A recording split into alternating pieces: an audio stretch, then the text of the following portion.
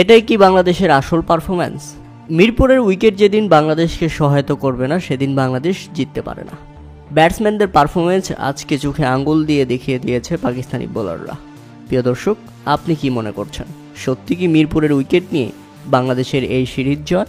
তবে কি আমরা ধরেই নিব পাকিস্তানি অধিনায়ক যা বলেছেন সেটাই সত্য? উল্লেখ্য, যেদিন প্রথমে ব্যাটিং করতে নেমে নির্ধারিত 20 ওভারে 7 উইকেট হারিয়ে পাকিস্তান 178 রানের লড়ক সংগ্রহ দাঁড় করায়।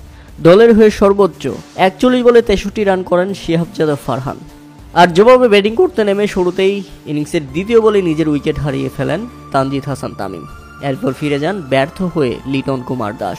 রীতিমতো বোল্ড হয়ে যান তিনি। লিটনের পর মেহেদী হাসান মিরাজ, যেন তাকে জোর করে টি-20তে খেলানো হচ্ছে। কোনোভাবেই সুবিধা করতে পারছেন না এই ব্যাটসম্যান।